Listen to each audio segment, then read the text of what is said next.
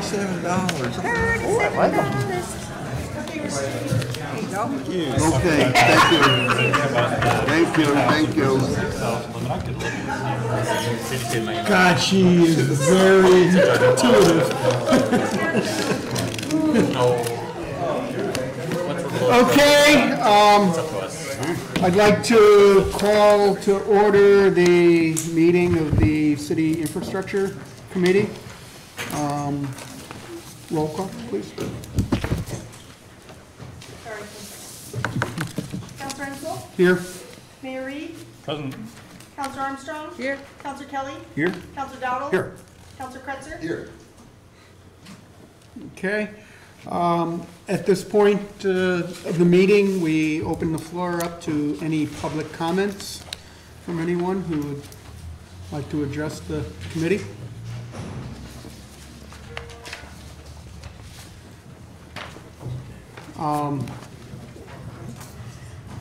Dr. Kroll, I see that you're here, and I know we can.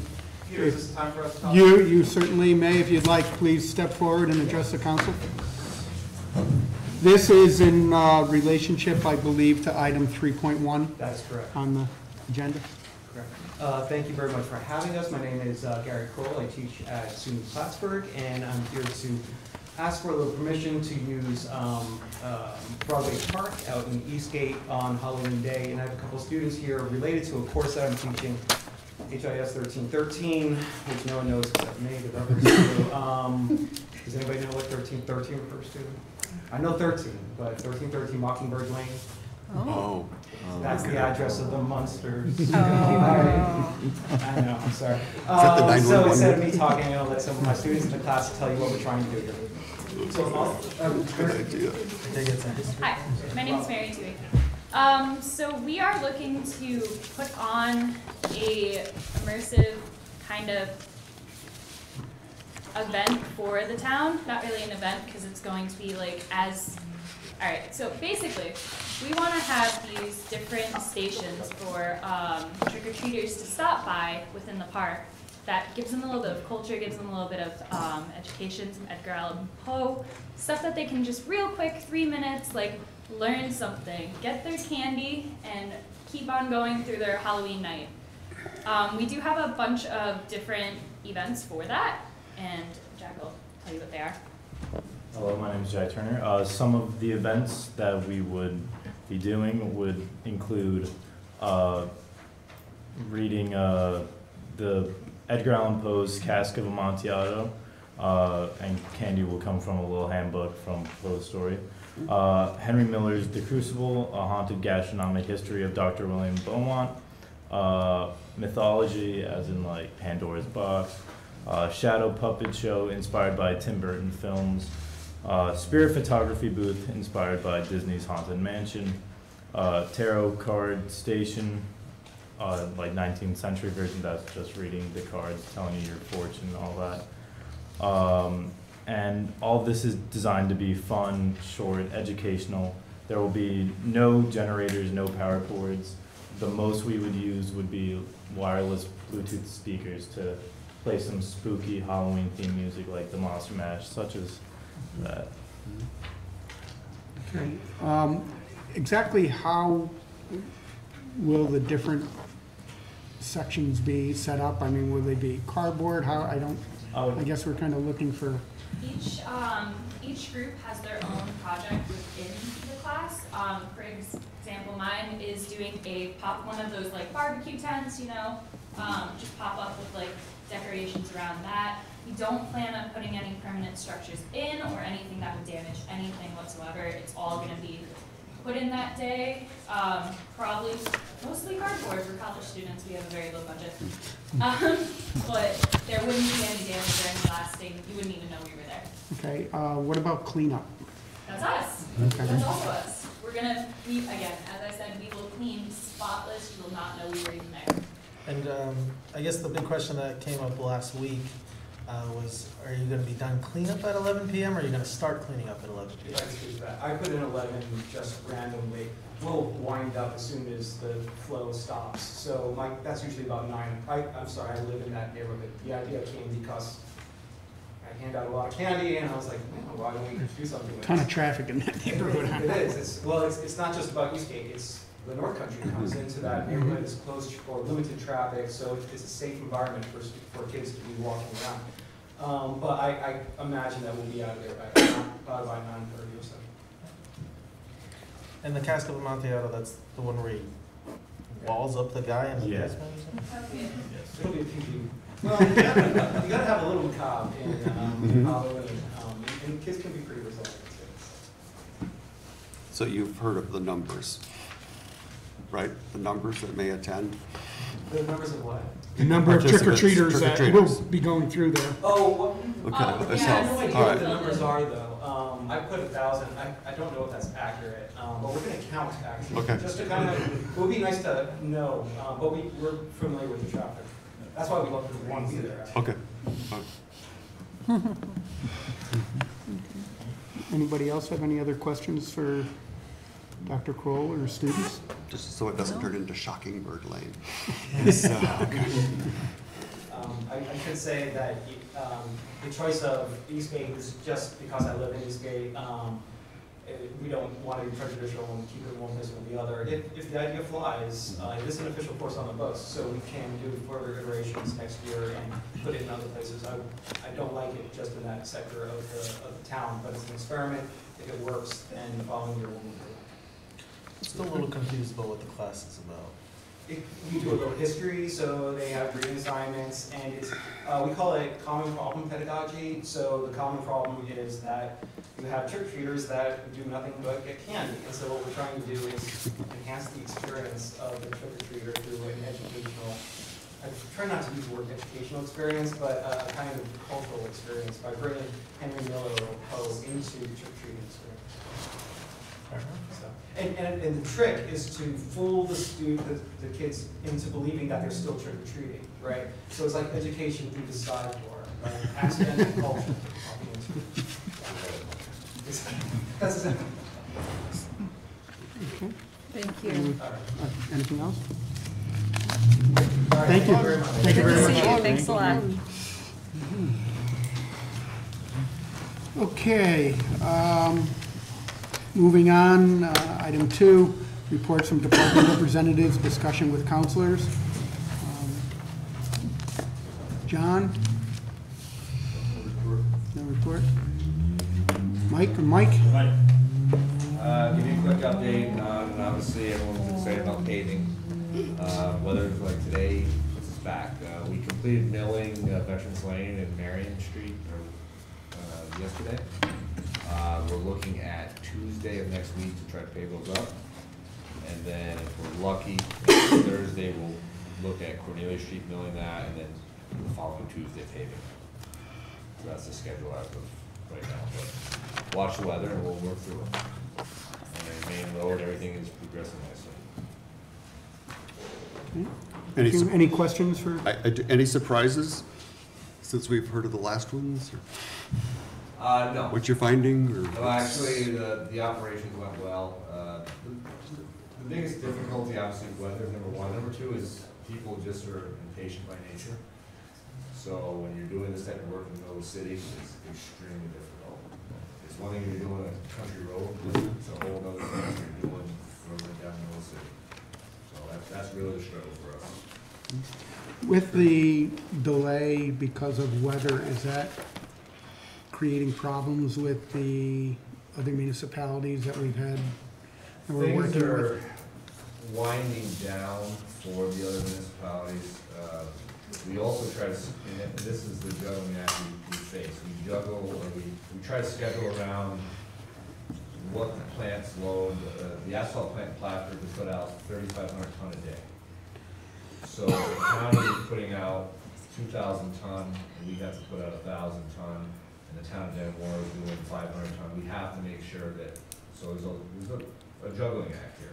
Coordination between Yes, municipalities? there's also our personnel, which really people don't understand. We have 40 employees, a lot of them have a lot of vacation. You have sick time, obviously everyone's got head colds right now. So that's part of it, and then we have training. Next week, we have snowplow training for 3/4 of our staff, so that's split shifts all the way through. So it's the nature of the business. We'll get it done. Any other questions? Okay, moving on to item 3. We've already heard 3.1. Moving on to 3.2. Request the mayor be authorized to sign a water supply agreement with the town of Plattsburgh regarding tax map parcel 233.6-1-2.1.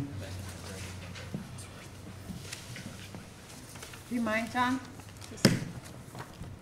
Do you have anything to say about About this? item 232? Do I? Yeah, Yes. No, I've only been on the referee. okay. The That was Dean. Dean with the do you have water anything to supply. say? So this is in regards to the multimodal facility. That's the city property that's, the county is developing. It's a county-owned property within the city, on the edge of the city, that's adjacent to the airport.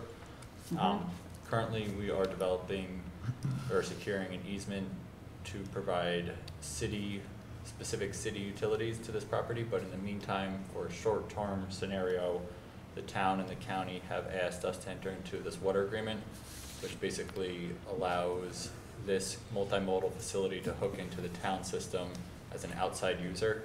And then once the city is able to service the property, then we can terminate the agreement. So it's really a stopgap measure to allow that development to proceed. There'll be no revenue or expense effect on the city. It'll get passed through. The town's arrangement will be to charge us a per gallon rate for the water that is used by the county, and then they'll impose a property tax on the site itself to help subsidize that. And we then pass that on directly to the county. And in this interim, while we're going through the process of getting the approval from the railroad to dig underneath and put our services in. Okay, I guess I have 2 questions. Number 1, do we have any idea of when that, or how long this agreement? It's a 1-year term, but I built into it to have a 30-day termination clause.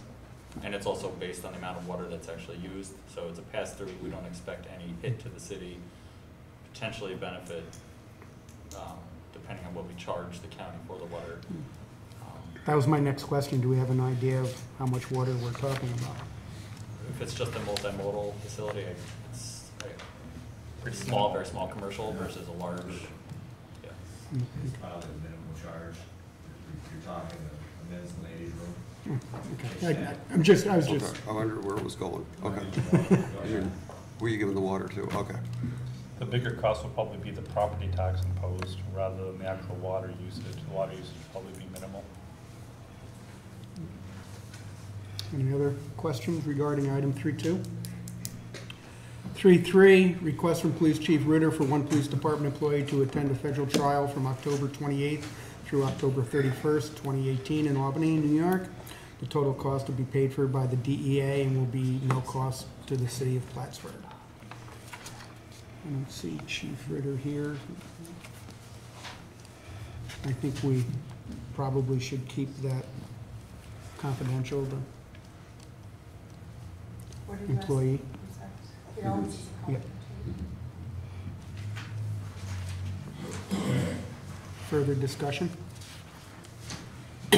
Item 4.4, request from Councilors Armstrong, Ensel, and Dowdle for initial consideration of their manager's compensation package. Yes, Armstrong? well, thanks to the subcommittee, we have a final product regarding this package. And I appreciate all the time and collaboration that's gone into crafting it. It's been an interesting and educational process.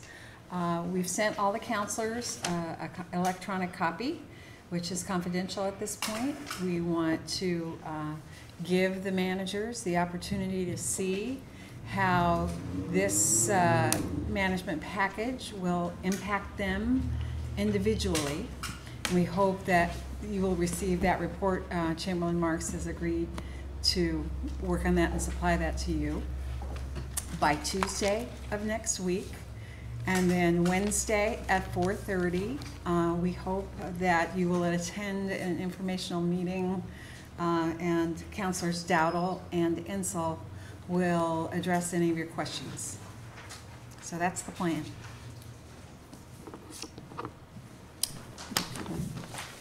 Any additional questions for Councilor Armstrong? And it's still not drafted into like a resolution, it's just a rough idea. Not a to- resolution, no. As a matter of fact, thank you for reminding me.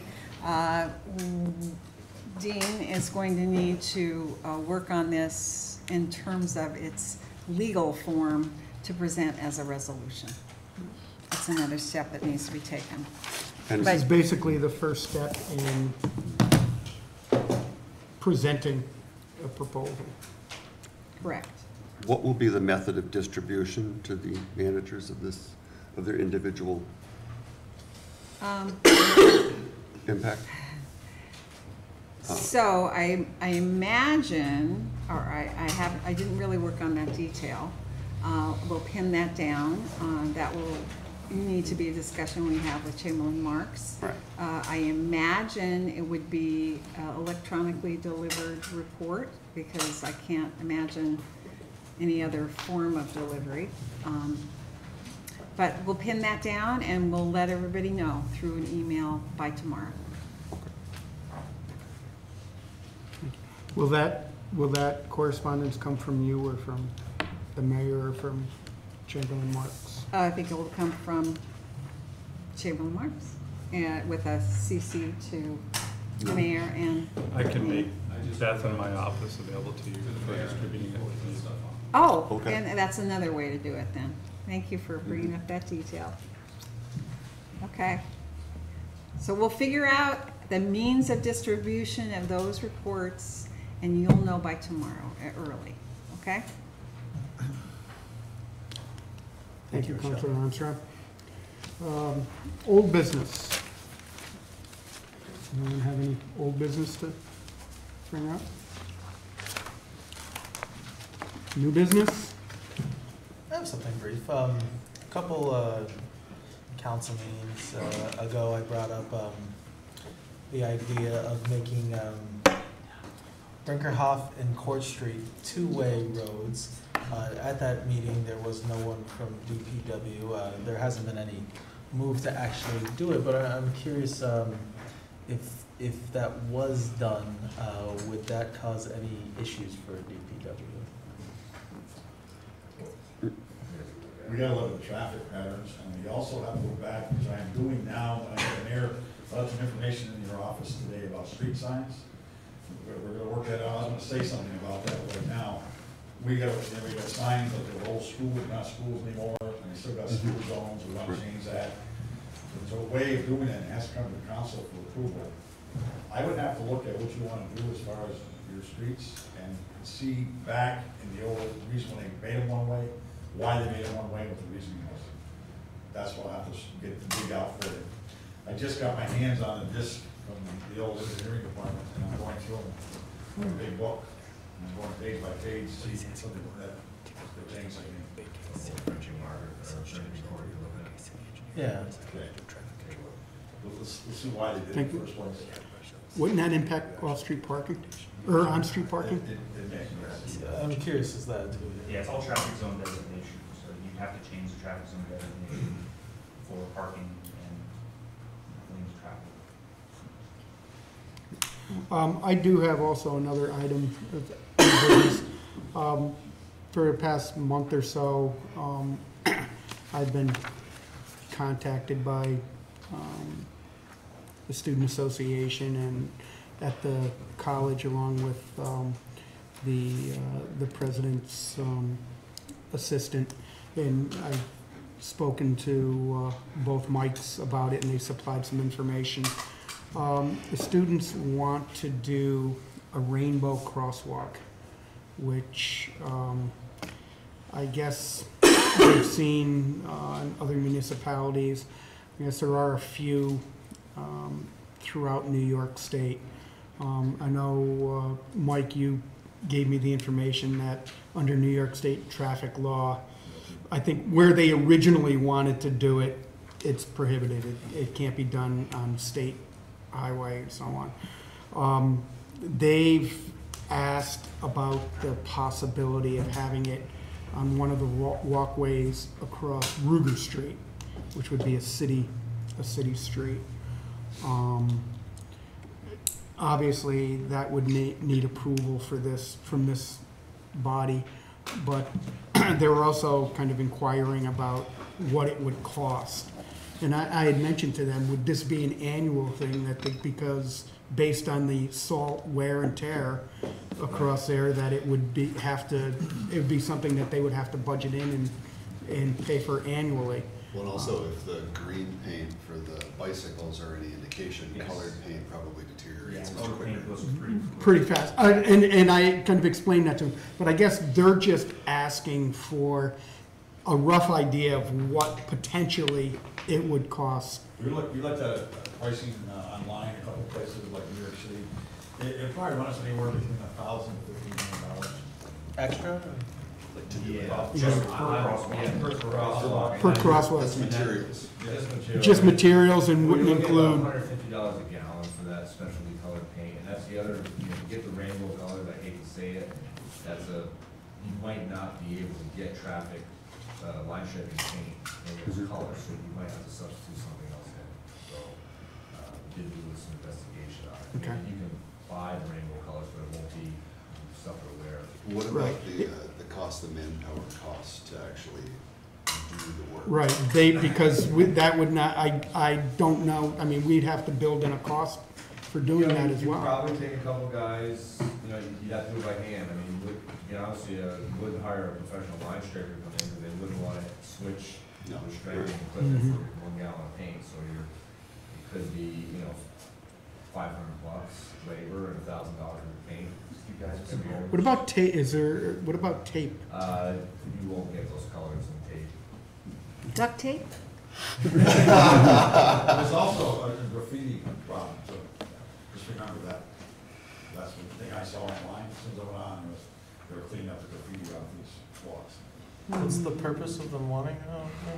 Just for Awareness. rainbow Celebration of diversity.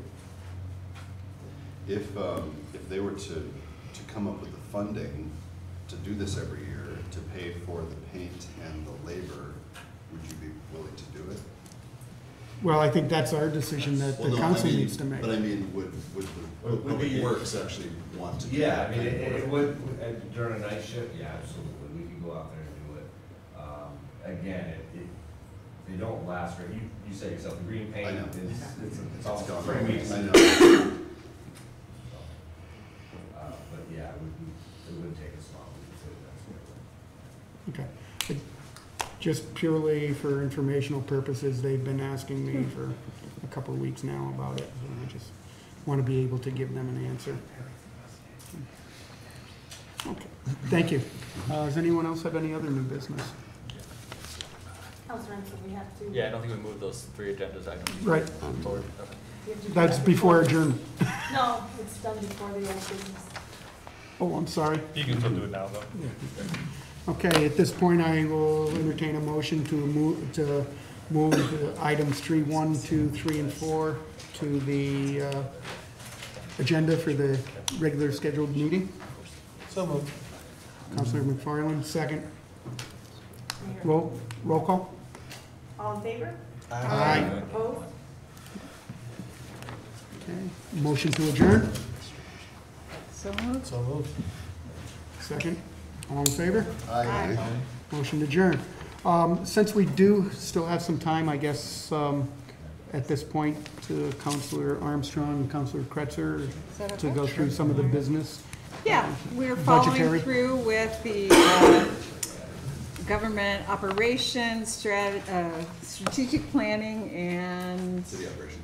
city Governance. operations budget reviews. So I'm going to take the reports in the order in which I received them, and I would like to ask Sylvia Parrott to come forward and go over her report with us. And thank you very much to all 3 of you for coming tonight Mike, and for I'm sorry, submitting such a Rochelle, before you leave too, it was a request, at some point, maybe this week, could you get us a narrative for your budget?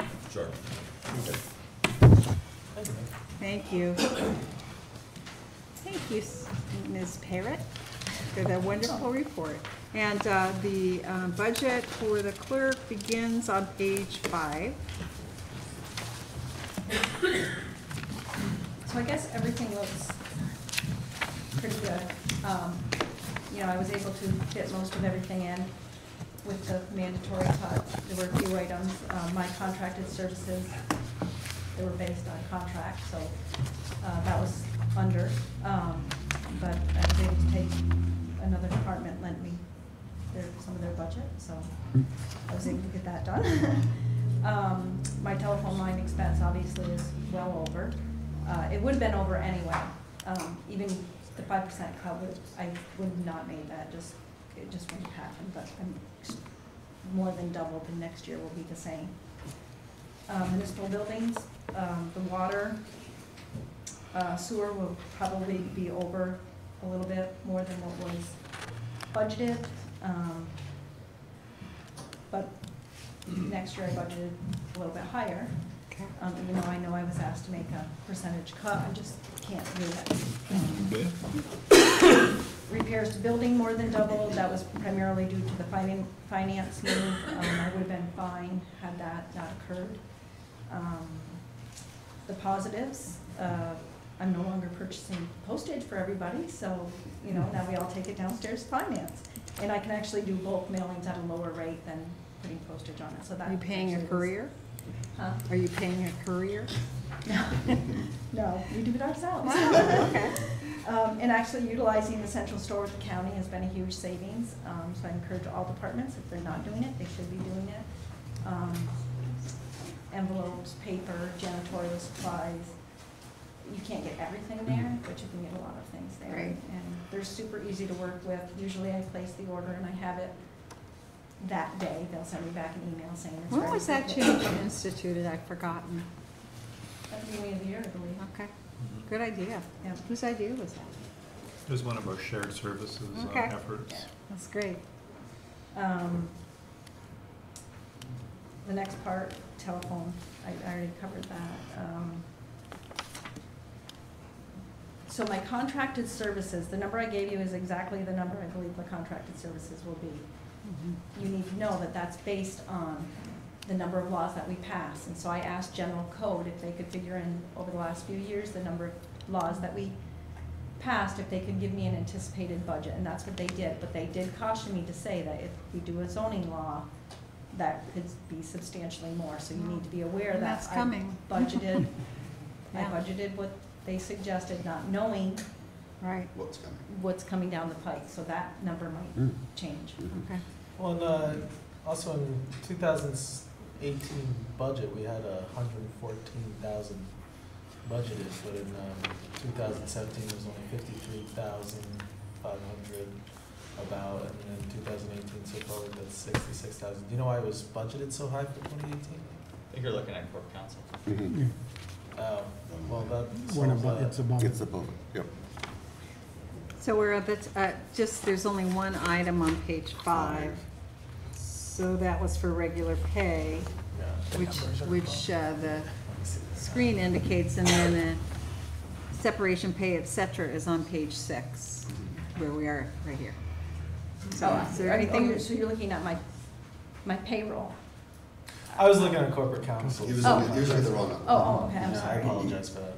Yes, so since we're on it, payroll, I do have a clerk that's retiring after 17 plus years with the city, so there will be separation pay involved, and so my overall payroll will be slightly higher. Is that retirement occurring in 18 or going into 19? 19. Okay.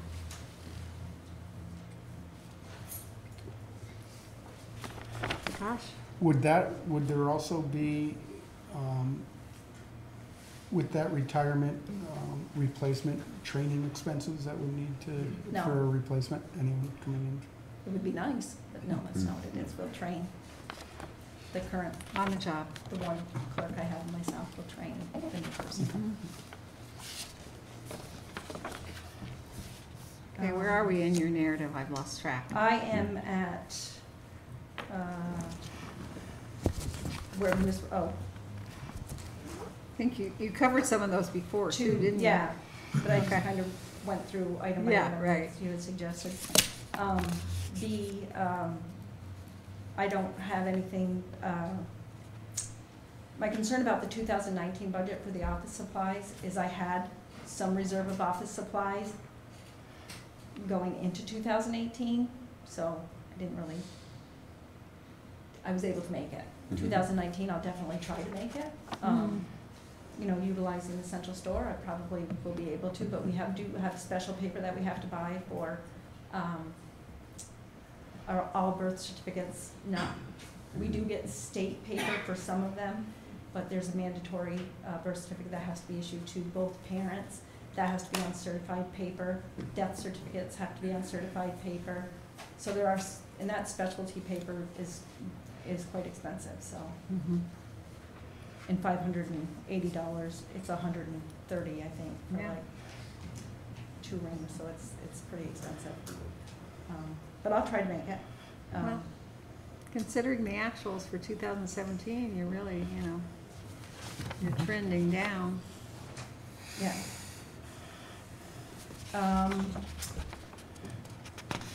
I have nothing built in if something breaks, office equipment breaks, so I have nothing for that. I have $95 for a small repair if something goes on the typewriter. But if anything major goes, I don't have anything. I don't anticipate anything going. Okay. You know, the computers aren't that old. I think we'll be okay. The copiers are fairly new. The printer, I think I'll be okay. So now we get to kind of the little widget part that probably none of you want to hear. But I do municipal buildings, I do city court. City court budget, primarily driven by city court. We get reimbursed, so it's not a loss for the city. My concern is every time something breaks, I then contact DPW. DPW sends someone over. If it's a construction, I have to contact DPW or, well, it was Adam before, so I don't know who I would use now. I really am just the facilitator and paying the bills. I don't really do the inspection. I don't know what to look for. I don't have building maintenance experience. It's kind of frustrating to be asked why things are breaking down when I really don't know. And I will repair them, but I'm kind of, again, call DPW, they come in, it needs an electrician, I call the electrician. If I don't really know what I'm talking about, I call DPW back. I mean, it's kind of, it's not efficient. It's a cumbersome process, It's yeah. me paying the bills, and it really does belong somewhere else, that those budget items do And belong have somewhere things else. It used to been- be in engineering years ago. Right, that was my question. And then somehow it got to the city clerk. Yeah. I don't know how. I was just told at one point in time, during previous administration, they asked Keith, and Keith took it on. And Keith had building experience, and he had, experience that I don't have. So I would like to see those 2 items moved somewhere else. Okay. Where Where would be, where, what would be? What lines? That is, That's in building, municipal buildings? yes, municipal buildings and city court. Okay, we'll take a look at that then. That city court budget primarily drives itself. They give it to us. I review it, make sure that it looks okay, but they reimburse us. So if there's anything extra, it's reimbursed, and it's reimbursed at like 105%. So it's not like we're at a loss for that. And then the last one was analyze personnel payroll increases or decreases as they impact the budget and departmental services. I don't really think we could go without another typist in my office. I think 3 is tight. If someone's on vacation and someone's sick, hasn't happened. But if there was one person and one person were on vacation, I mean, we would have to definitely close the office during lunch hours. And if someone were sick and someone were on vacation, and on vacation out of state, we would close for an entire day. So there would be impact to residents. I put there are no anticipated increases that aren't already budgeted under union negotiation or management benefit package. And the current typist is retiring end of July. New typist hire will not be the same yearly salary due to, there won't be any longevity, I imagine. So I think we're okay on that. Okay. Fabulous Oh, report. one other thing, sorry, and this wasn't in there, and I just got this. But when we did the budget for elections, I had originally put 32,000. We hadn't had a number. That number comes from the county. So that the original number of 32,000 needs to be revised to $44,106. Okay. So instead of a $9,000 decrease, it's going up about 3,000? That's under elections, right? Yeah.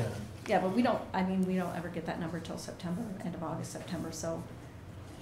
And what was the change? I'm sorry. It's gone to 44,000? It's from 32 to 44,106. And it was at 41,282 last year. That was, Or that's the projection. well, that's what we were given last year from the county. Thank you, Sylvia. You're welcome. Thank you so Appreciate much. it. Thank you. Yeah. I just need to check to see, I know that there's going to be a request for an executive session. How much time will you need? 15 minutes at least, 15? probably. Is that what you're saying? At least. Okay. So I will defer to your appraisal of the situation. Do you have one more report? I've got two more. Two more? Yes. we- All right. Play by your bill, You were then next quickly. anyway, Director De La Chapelle. So I just have to pull it up here. These events. Thank you very much for your report. Interesting questions.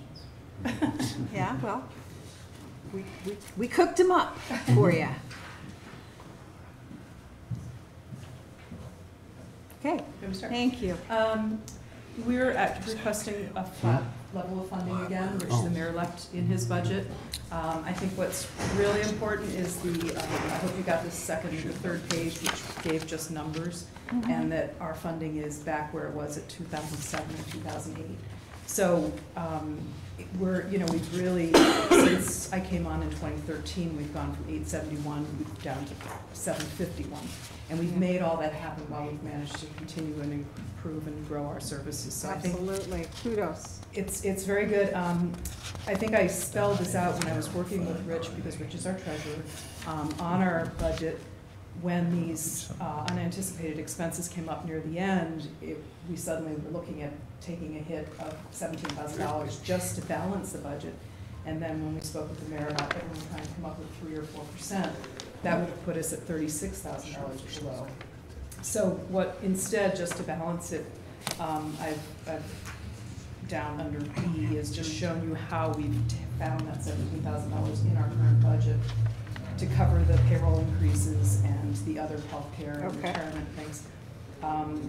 And the one good thing is that, not for this year, but going forward, I should be able to include the cost of managed services in our E-rate, federal E-rate application. We get 90% reimbursement right now for our internet service, but that was based on $506 or something. So that cycle doesn't start again until next year, but yet as this goes forward, it's more positive for us. So we did get $9,000 more in state funding from the Fort Meade Central Library, which is a nice surprise. We did not get into any construction for this year. And but I that also- money Yeah. from the state, is that restricted to certain usage for Yes, supplies? we have to put periodicals? together a budget with this library system, CEF library system, and we present this budget and both boards approve and it goes to the state. Most libraries, that money goes only for materials like databases, books, things like that.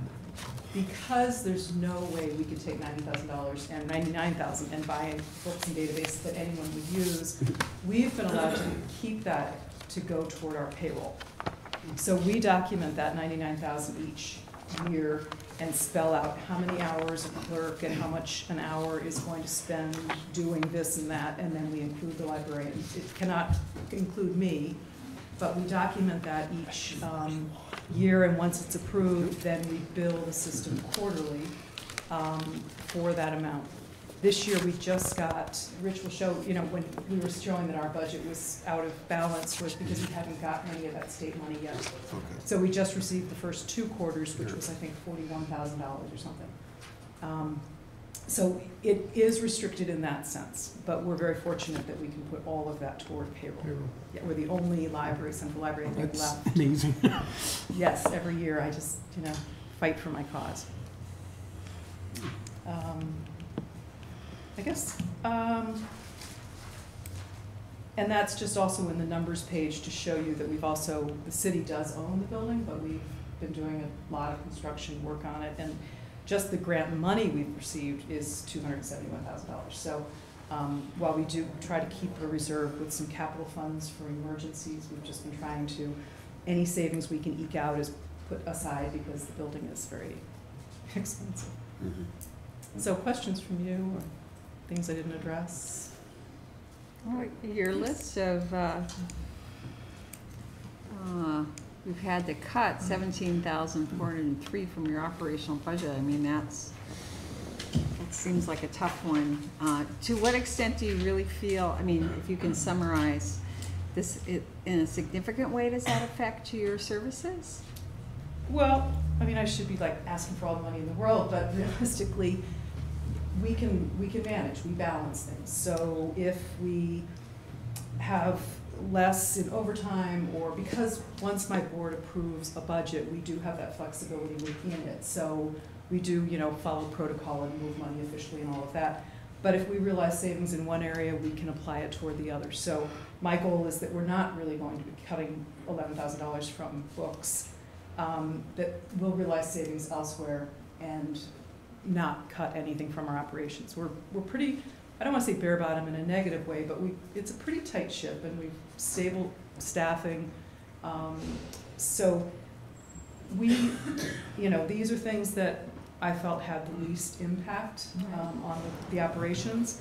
So I can't say that that's a dire. Remind us of how long you've been the director. Since 2013. I came to stay for 2 years. That's right. Well, and I do want to remind the council, if you look at that list of our contributions, it's almost like you're being punished for doing things well. Because I recall that there was a great deal of financial budgetary turmoil during a fairly significant period of time, and you've really helped to turn the financial ship around. I really appreciate it. One quick thing too is, I think I've mentioned this before with the state, there's a maintenance of effort as a central library in order to get that 99,000 and another 66 for books that are very limited. If our funding drops more than 5% over 2 years, then we're subject to some scrutiny from the state and penalty, correct? Penalty, we lose 25% of that funding. And so the state has been just very nice working with these numbers and seeing those dramatic changes and acknowledging that this didn't affect our services. And so I just went through that with them, and we're all current with them. So I was pleased they, to penalize us for having a cut in our budget by taking another 25%. Yes, John. And I was curious, what kind of impact, either positive or negative, has Chapter 1 had on the library? That's a good question. We had over 11,000 visitors in August, so you know that I think helps. They've said that 85% of their traffic is off the street, so we are getting a lot of new people that have never either been in the library or they haven't been in the library since there was a clawfoot tub with blue shag carpet in the children's room. So, or you know, they were like this big the last time they were there. So, so I think it's a good draw. Okay. And absolutely no negative Good impact. partnership, or nice Oh, absolutely. relationship. It's and you know, I just quickly, they held a birthday party for their son in the children's room this weekend. And people donated, they raised $600 that they're donating to the kids' room to buy supplies. Wow. So it really, it's a nice partnership. When does that contract expire? We renew it annually. We just renewed it in May. We left the terms the same so that they can continue to grow, and then next year we'll increase the payment with them. But we'll stay under the $5,000 cap. Thank you for such a thorough report. I Thank appreciate you very you much. coming and all your work. We're going to defer to the mayor. Thank you, and I'm sorry, but Tara, you're gonna have to appear toward the end of the meeting. You have to- It was Tara. Oh, I don't know. Tara. Whoever does, yes, you would do it. was, so. She submitted the report, so that's, I just, Okay. we'll work it out. In the meantime, in this work session, I'd like to entertain going into executive session to discuss potential sale or lease of particular city property, the publicity of which would substantially affect the value thereof. So moved. Moved by Councilor Armstrong, second by Councilor Ensel. All in favor? Aye. Opposed?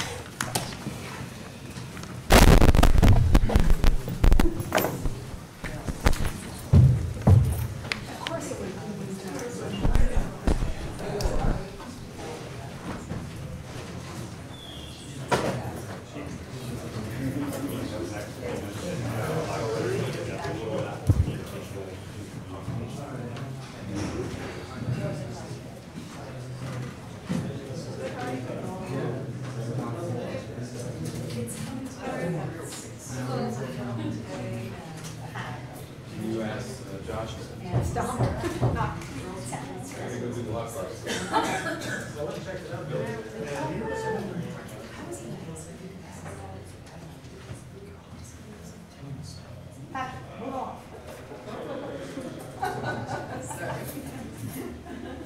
Oh, we can do that anyway. So sorry.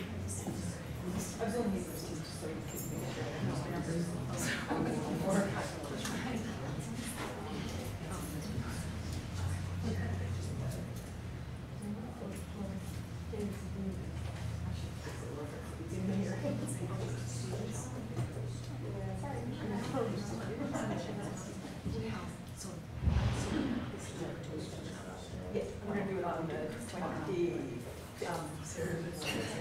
and that one was gonna be 501. That's the 5. She said what a nice one is.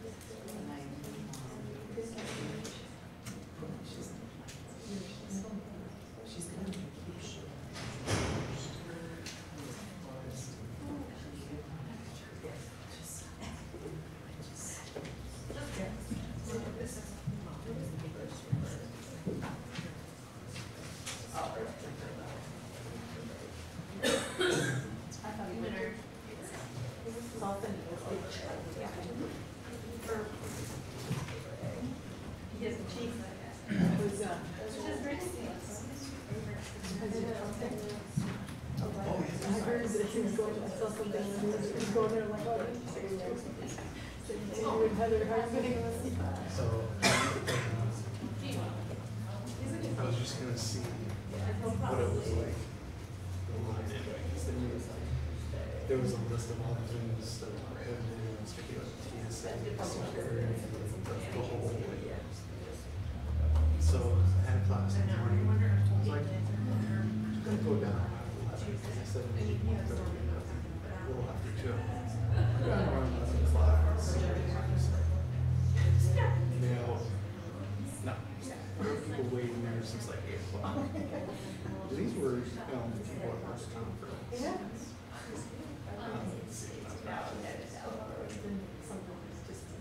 Yeah, but they had all the monitors on as well, so I got.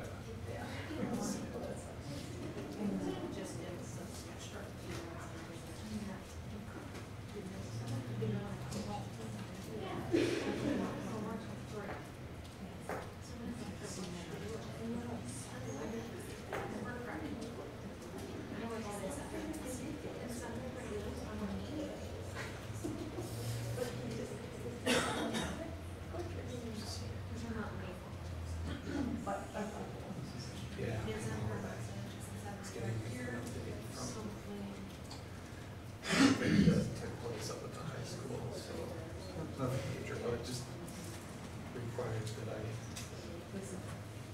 So, yeah, I intended on being here just for the sake of, I like to be available when I have something on there, because you never know what kind of question.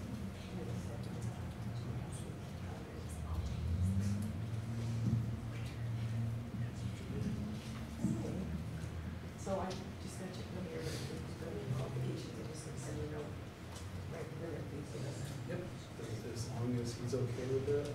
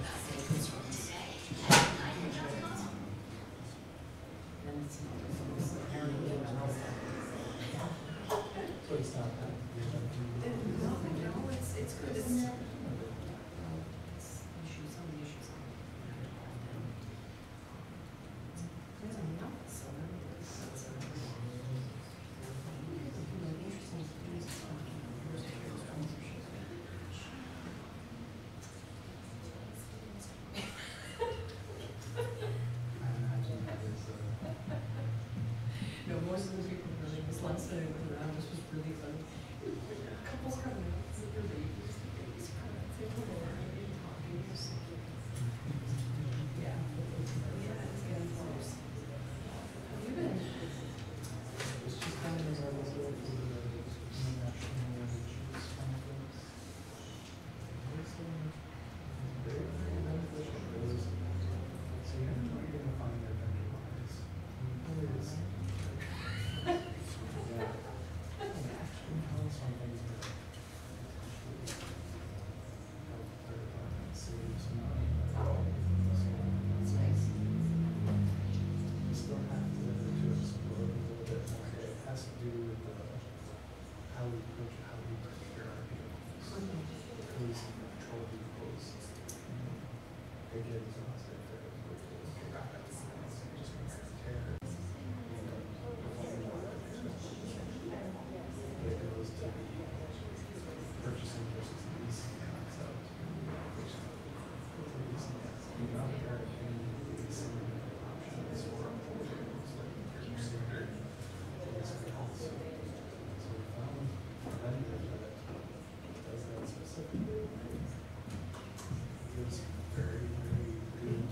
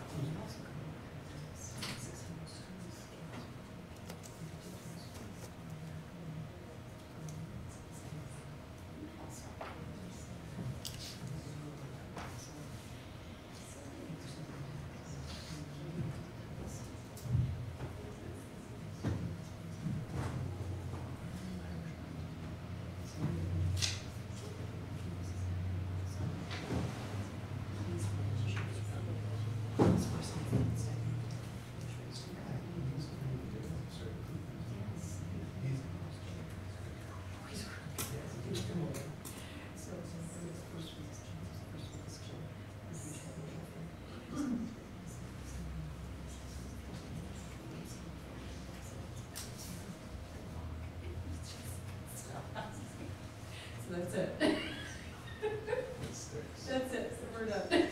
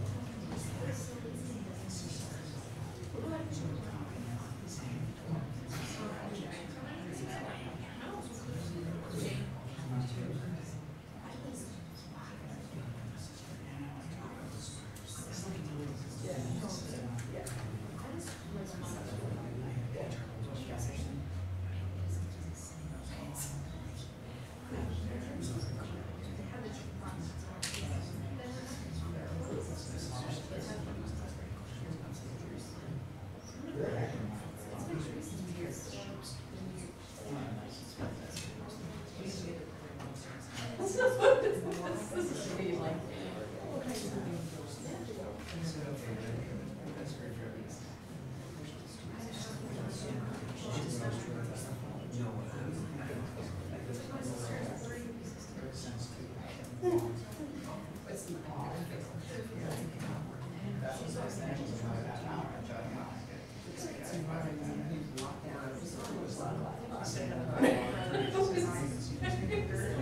so he's like, we're done, we're done. It's the end of the week, it's like 4 hours and a half this way. This one is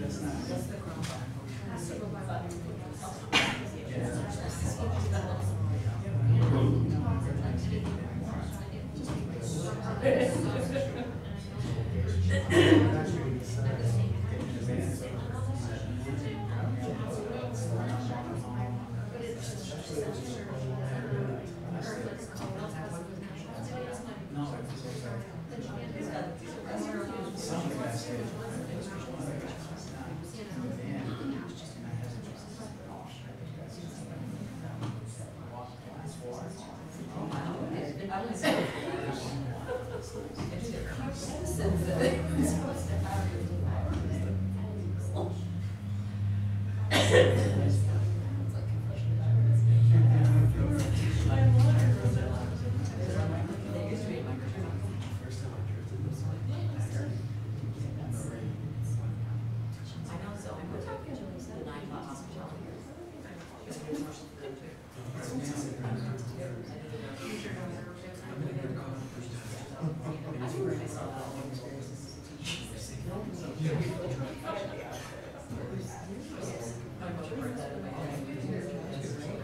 People probably believe you. This is law enforcement.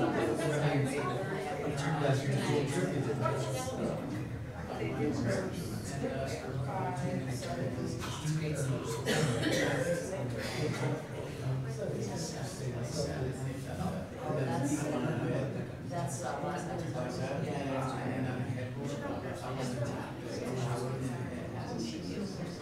I never really got into Black Sabbath.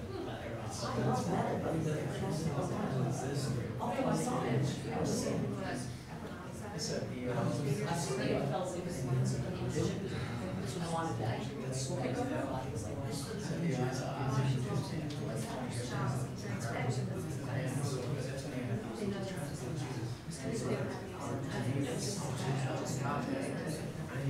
Yes, it's very long time. I saw it the first time. I was in such a long and I saw it in 2000. It was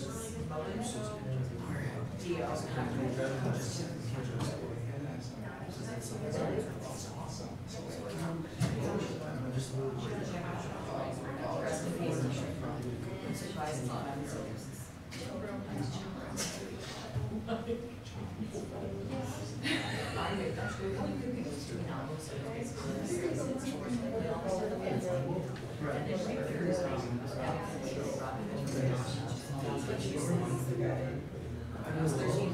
months from and I almost died.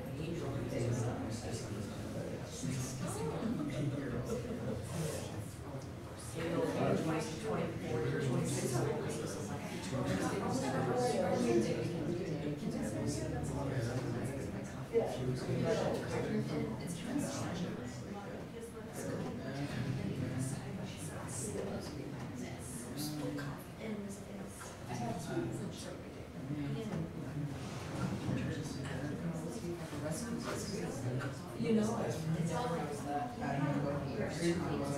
That's great. I never noticed those.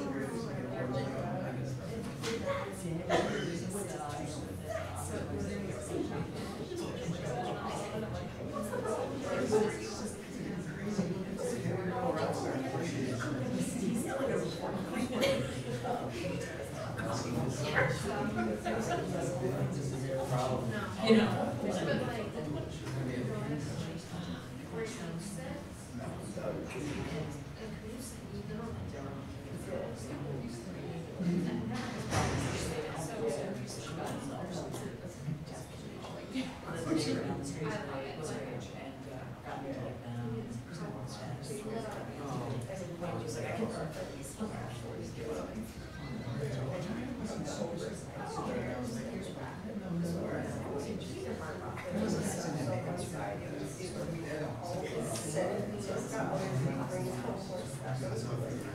Fluff it up.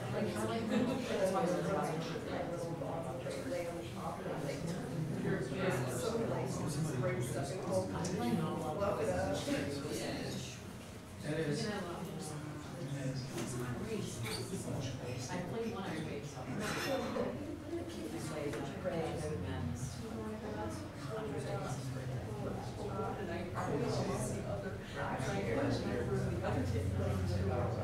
I love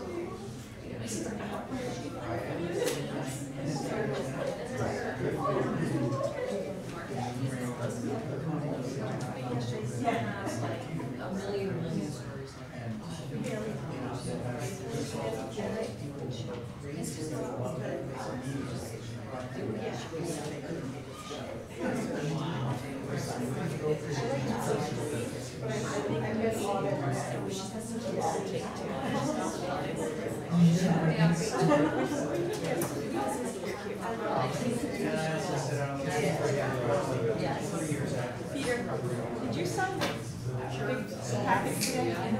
You forgot those 2 packets on the top. It's all with your signature.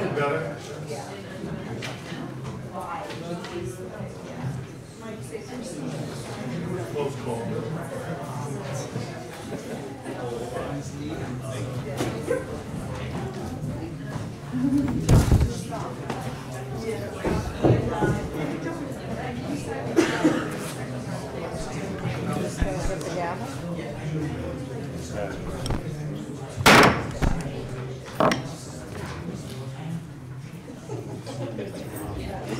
We get so many laws between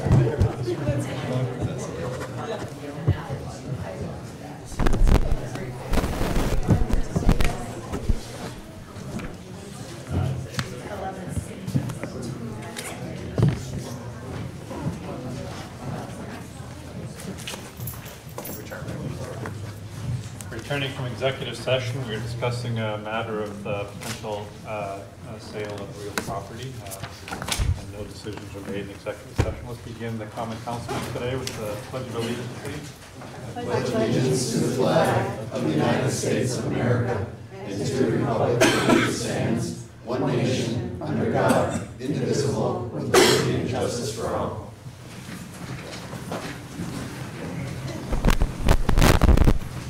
Roll call, please.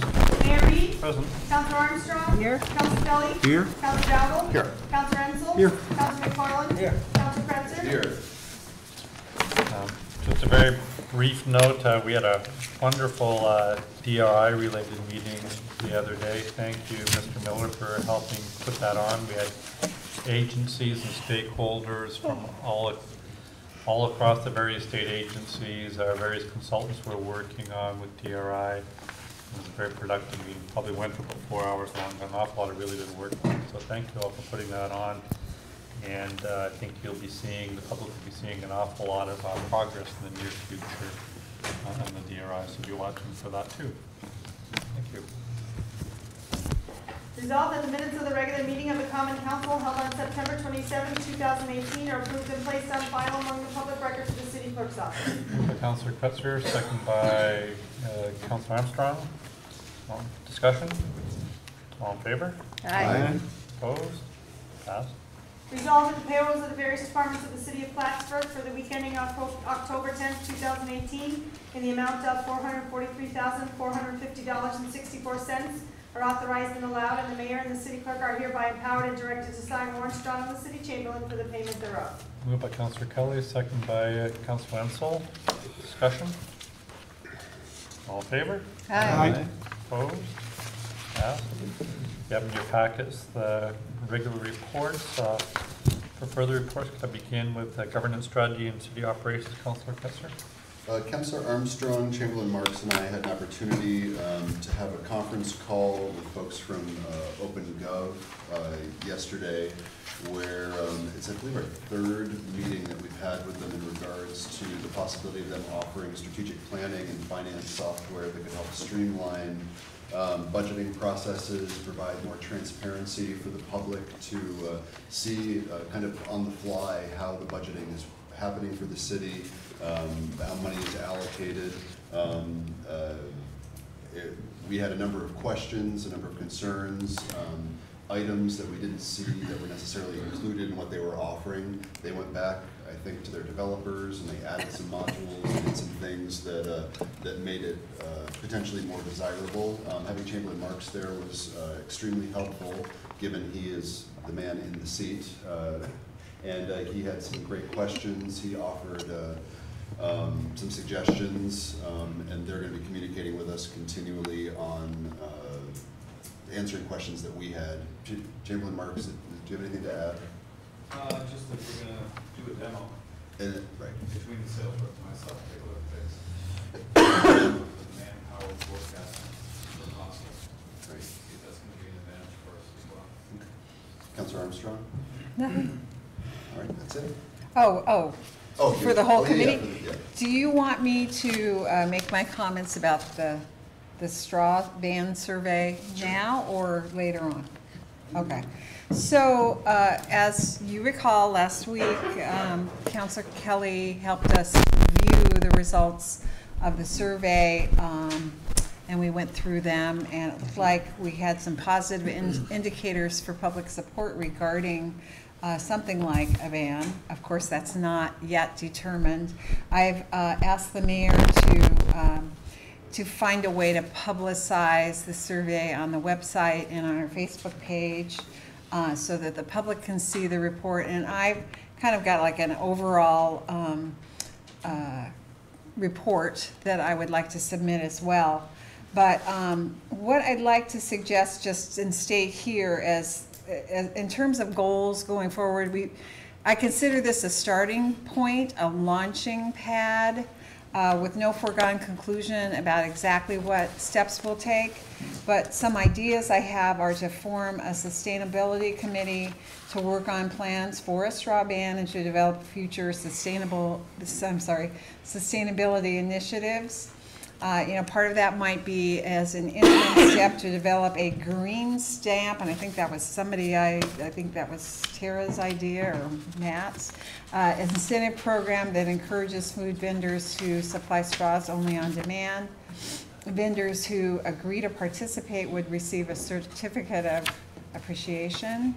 And then, of course, I've said this all along, but how do we fairly, if we're going to go forward with a ban, how do we fairly write and implement a law to mandate compostable substitutes for straws, swizzle sticks, cocktail pits, wherever we decide? And how do we decide what kind of exemptions would be necessary? Off the top of my head, I see exemptions for hospitals and nursing homes, and then to provide provisions for disabled patrons to have access to the kinds of straw they need. Create a timeline. A year seems plausible for implementation that would give food vendors time to use up current inventory and invest in sanctioned compostable items. So that as well as the survey results, I hope to be published on our website and on our Facebook page, along with this report that I will try to make pretty somehow. Thank you for your environmental sustainability work, and I think the earlier part of the report actually has a lot to do with fiscal sustainability too, that you're all working on both those aspects. Thank you. City Infrastructure, Councilor Ansel. Yes, we met earlier this evening. Some of the items that were discussed will be on the agenda tonight, one being we heard from Professor Gary Kroll from the SUNY Plattsburgh History Department and two of his students that are in his History 1313 class, and their proposal to hold a Halloween festival on Halloween at the Broadway Park. We also heard from DPW updating us on the paving projects. Unfortunately, Mother Nature hasn't quite cooperated to our liking, so it's kind of pushed the deadline back a little bit for completion of the projects, but with a little bit of luck and cooperation from Mother Nature, I anticipate everything being completed by the end of next week if all goes well. We also discussed a possible rainbow crosswalk and the costs involved. SUNY Plattsburgh Student Association has inquired about possibly putting a rainbow crosswalk across one of the crosswalks on Ruger Street, and Councilor McFarland asked about converting both Brinkerhoffen Court and looking into the feasibility of Brinkerhoffen Court Street becoming two-way. That's it. Thank you. Finance and Budget, Councilor Kelly. Our next meeting is scheduled for next Thursday, so we'll have the agenda out by Tuesday. And Public Safety, Councilor Dowdle. No updates. And Plattsburgh Public Library, Councilor Armstrong. No updates. We just received a budget review from Director De La Chapelle. And MLD Board President, Councilor McFarland. No updates at this time. Thank you. Resolved that the reports as listed are hereby ordered, received, and any written reports are placed on file among the public records of the City Clerk's Office. Moved by Councilor Ansel and seconded by Councilor Dowdle. Discussion? All in favor? Aye. Opposed? Passed. There's no correspondences or recommendations for boards at this time. Resolved that the bills are by the Common Council for the week ending October 12, 2018, in the amount of $538,706.33 are authorized and allowed, and the mayor and the city clerk are hereby authorized and directed to sign warrants drawn on the city chamberlain for the payment thereof. Moved by Councilor Armstrong, seconded by Councilor Kelly. Discussion. All in favor? Aye. Opposed? Passed. This time in the agenda, we ask any members of the public to please come address the council. This first opportunity to address the council, we ask you to focus only on issues on the agenda tonight. There will be another public comment period at the end of the meeting for other issues as well. So agenda items. Seeing none, continue please. Motion to remove item 7A from the table. So moved. Moved by Councilor Armstrong, seconded by Councilor Ansel. All in favor? Aye. Opposed? Do I need to do roll call? Roll call for that. Councilor Armstrong? Yes. Councilor Kelly? Yes. Councilor Dowdle? Yes. Councilor Ansel? Yes. Councilor McFarland? Yes. Councilor Kretzer? Yes. Resolved in accordance with the request, therefore the Common Council approves Gary Kroll and his SUNY Plattsburgh Halloween class to hold a Halloween festival on Wednesday, October 31st, 2018, from 4 p.m. to 11 p.m. at Broadway Park, located in the Eastgate neighborhood. The group will be responsible for providing porta potties, removing all debris, and understand that the city is not responsible for any loss or damage. Moved by Councilor Kretzer, seconded by Councilor McFarland. Discussion. I guess I still, although we heard from Dr. Kroll and his two students, I think, and they anticipate being cleaned up and so on by 9:30. I guess being the representative for that ward in that area, I would feel more comfortable if we had in the resolution itself a change to an end time, a definitive end time for cleanup that was a little bit, I want to say, they said 9:30. I would feel more comfortable having a 9:30 Well, definitive end time for I think cleanup. what he said, though, was that there's a great deal of uncertainty as to the actual flow, that in general, according to his observations from being a resident there, things generally tend to wind down by 9:30. So I think to end the time at 9:30, you mean that To you have want cleanup and everything by 9:30. No,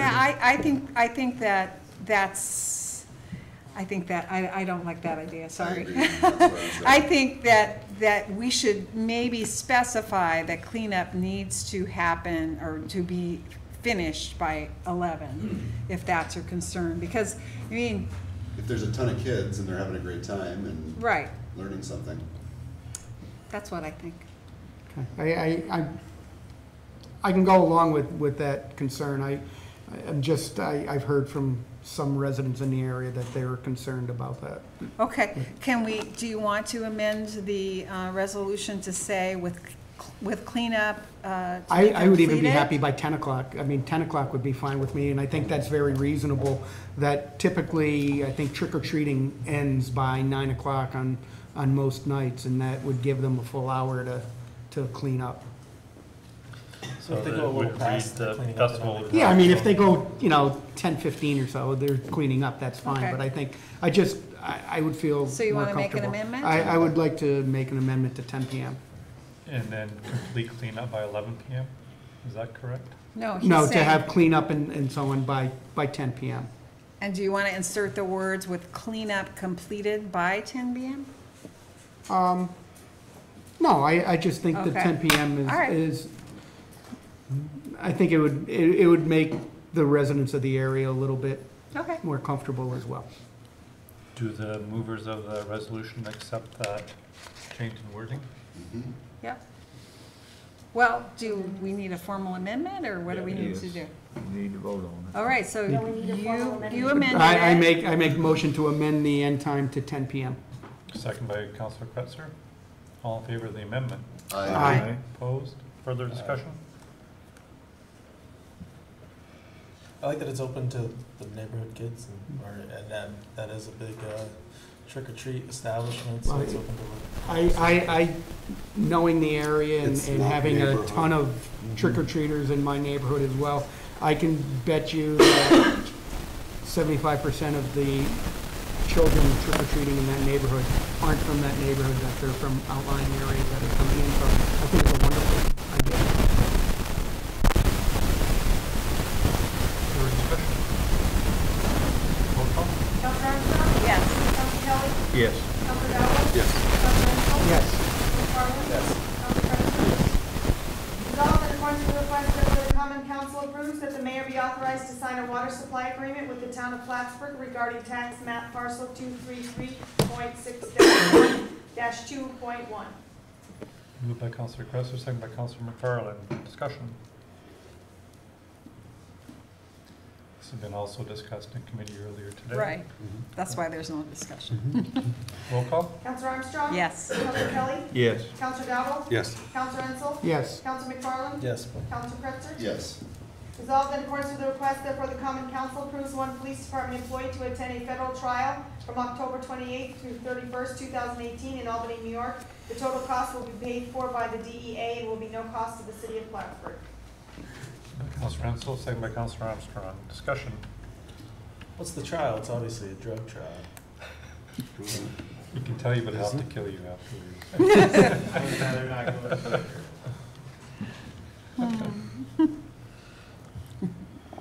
Any further questions? Roll call? Counselor Armstrong? Yes. Counselor Kelly? Yes. Counselor Dowell? Yes. Counselor Ensel? Yes. Counselor McFarland? Yes. Counselor Kretzer? Yes. Any items for initial consideration? Yes, we discussed this as part of the agenda earlier, and so I don't think I need to comment on it further. We're talking about the Manager's package. compensation. Yeah. And, So it'll be on the agenda for next week. perfect. And I have a couple proposals.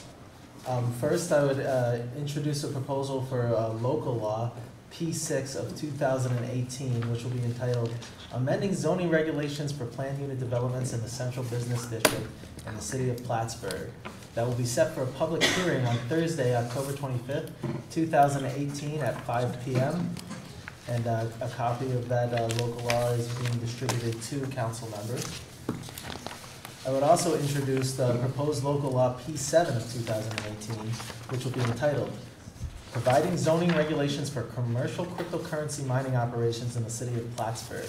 That will also be set for a public hearing on Thursday, October 25th at 5:01 p.m. Yeah.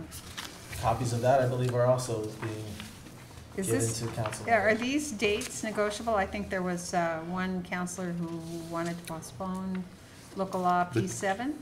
The two, actually, it's out 3 weeks, is that correct? It's 3 weeks, okay. It's 2 weeks. So you'll not actually discuss for another 2 weeks.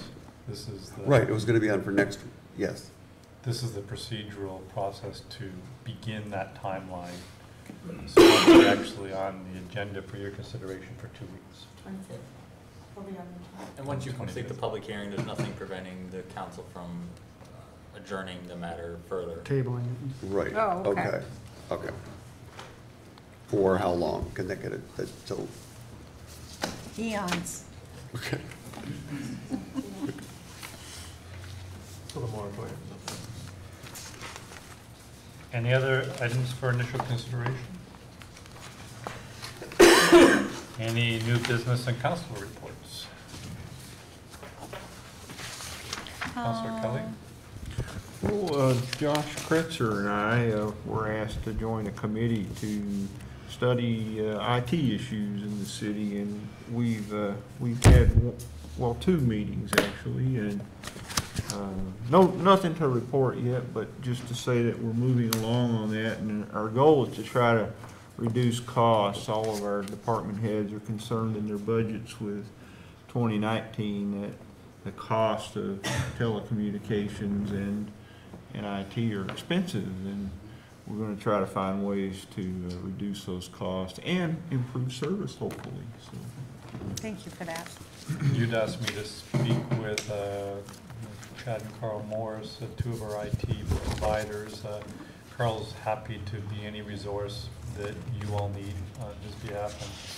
And I mentioned to him that there certainly are going to be IT specialist needs in the city, but that but depending on the result of your work, we may be asking them to help us imagine how to do more things with IT in different ways in the future, and they seem very excited to help you in any way they can on that as well. Great. Thank you. Yeah, do we, let me see, I'm trying to pull up, yeah, what's on schedule for next week's meeting. Oh, okay. So recreation planner and director of community development are up for the budget review and summary next week. And I forgot that the mayor's budget was on this week, so we'll have to put you on for next week. Okay? Any other council reports or new business? Seeing none, this is another opportunity for the public to please come address the council on any issues of mutual concern.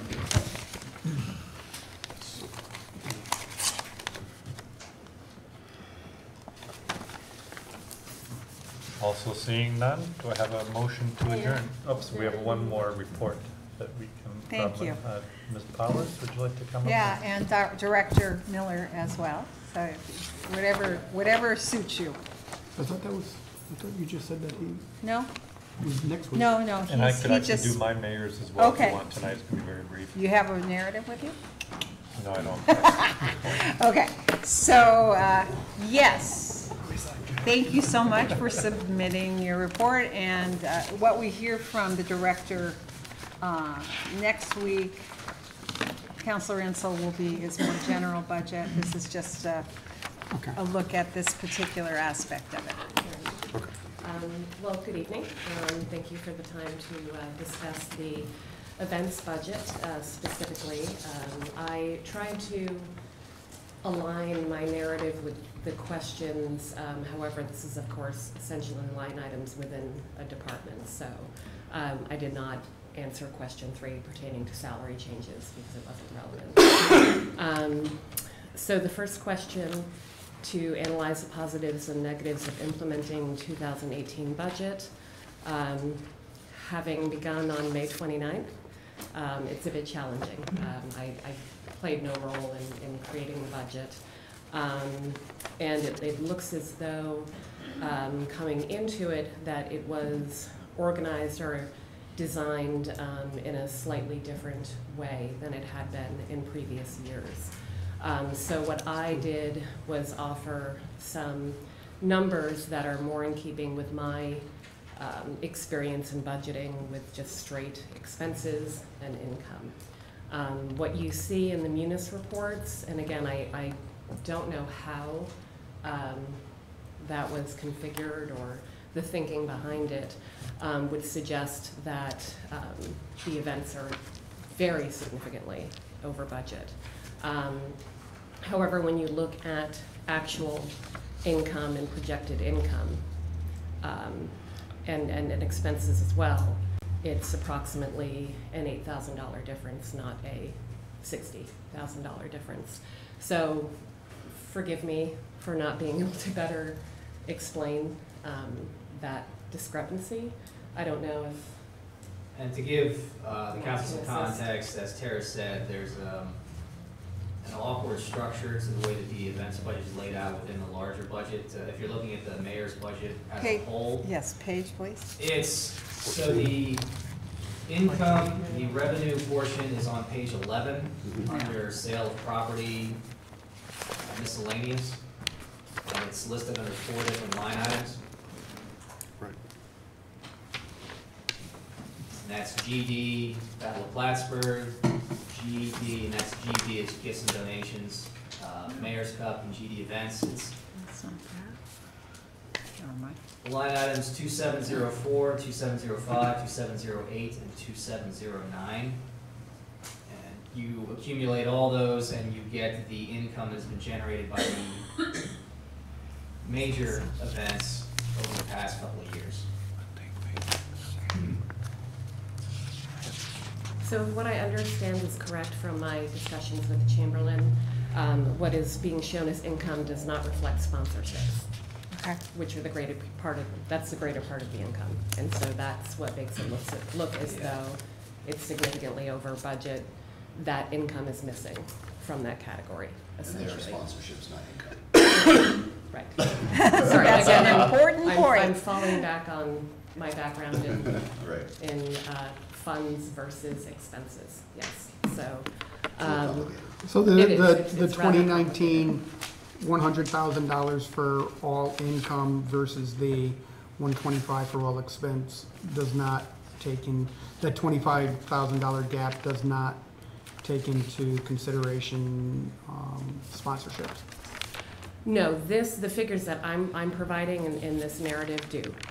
Yeah, It rectifies. Okay, so the proposal is still $25,000 over budget, including. Yes, and what I noted below those figures is that it's my approach generally to be conservative when projecting income figures. If you look at our previous history, for example, the budget for income was $125,000 and the actual was $47,000. So having run nonprofits and created $3 million budgets for organizations over the years, I tend to be very conservative on the income side with a goal to bridge the gap. There are a couple of things that we're looking at in terms of potentially diversifying income streams for events to make them, to shore them up, to make them more sustainable. So as you know, there's been something of an ebb and flow to income for, especially, let's say, the Battle of Plattsburgh. There's a history of different types of income sources or funds for that, if you will. the Battle of Plattsburgh Association used to fund the events, and then the city took over. And one of the things that we are discussing now that we've begun planning already for next year is to consider, now that we've brought the committee structure back to the Battle of Plattsburgh, whether or not that organization can form a 501c3 to do some fundraising for the battle. That there seems to be an inclination to return to that. So what it would be something of a hybrid structure, similar to what you see with Mayor's Cup, where you have Sunrise Rotary as a partner doing some fundraising for that event, and then the city allocates funds as well. Sounds good. Okay. And to just, from a raw number standpoint, the 2017 actual figures, there was a deficit between expenses and income of $96,000 to what we are looking at projected for this year of a deficit of $11,000. So that's an $80,000 swing in 1 year. Positive. I noted in the beginning that, you know, one challenge that I can speak to this year is that I think whether you're planning a wedding or any type of event, the more time you have, the more strategic you can be with those decisions. You can leverage more partnerships, you can leverage, you know, look at various providers, you have more time to, you know, be more strategic in that approach. And so if I were to personally speak to a challenge, I would say that was probably the most significant one. Understandable. And one other piece of context for the council, page 11, which I just described, that was the income for the events. The expenses are listed on pages 21 and 22 under celebrations. It starts at the very bottom of page 21.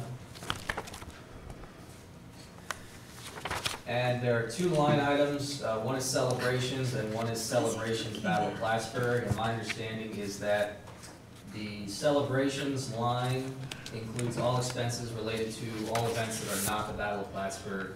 And of course, the Battle of Plattsburgh line includes all of the expenses for the battle. So you take those two line items together, and those are the total expenses for all of the events citywide in an annual year. And in discussions with the Chamberlain, we are looking to simplify this process so that it is more in line with what's there, what's available, and what are the expenses. Because it's clearly rather complicated. We have essentially 4 funding or income streams and 2 expense categories, and it's challenging. Yeah. So I think was Rich trying to explained it simplify me it 3 here. times. Well, thank you. That makes a lot of sense. I know there were some concerns about what was previously interpreted as a big shortfall, so that clears it up very satisfactorily to my mind. You've done a great job. Thank you so much. Look forward to what you do next year. Thank you. And I'd like to really thank you all too for everything, all the hard work that the city employees do in support of what you're trying to do. And the generosity of our city taxpayers that make this possible, and all the sponsors, regional sponsors that have allowed you to do this as well. I know these events are really highly valued by our entire region. From the Mayor's Cup to the Battle of Plattsburgh, the Crate Center Haunted House, and the holiday parade that you're planning right now. These are events that are created by the city and by you that contribute significantly to our entire county and well beyond that as well. We've got a great tourism effect. People come from miles around from even another country to come to some of your events. So this is what cities do to make this region culturally rich, and I know the region appreciates all the work you do for it, so thank you.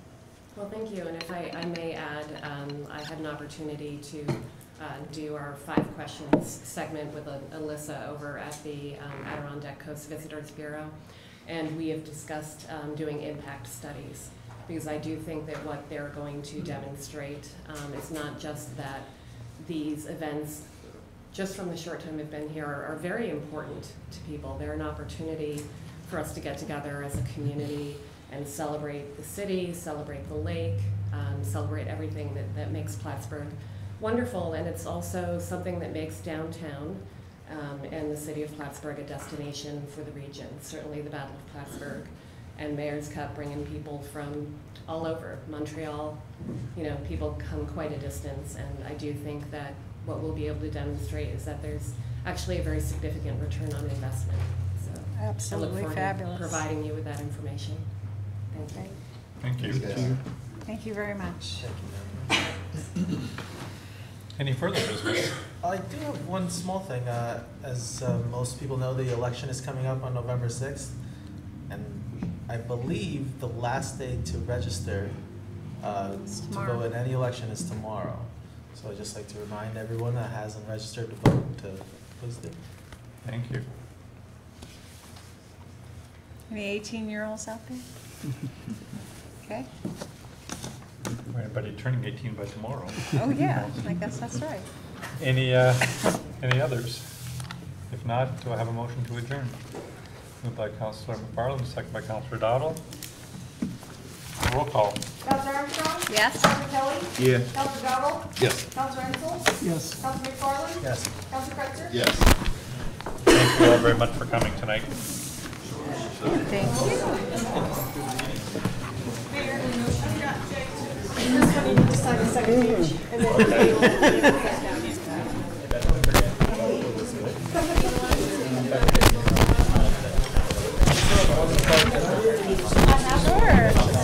Yeah, we do. Do you need me to print my name?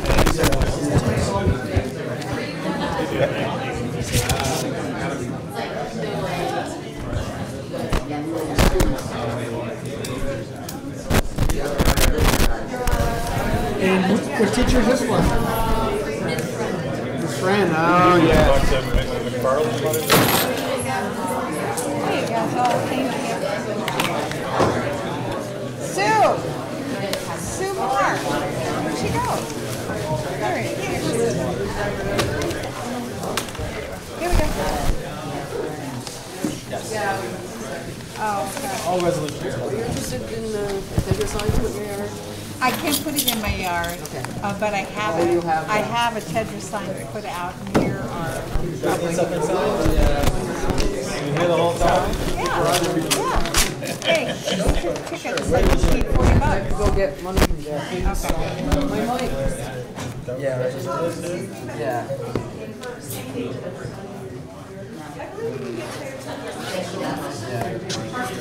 How are you? Good, how are you? Can't complain. I had my first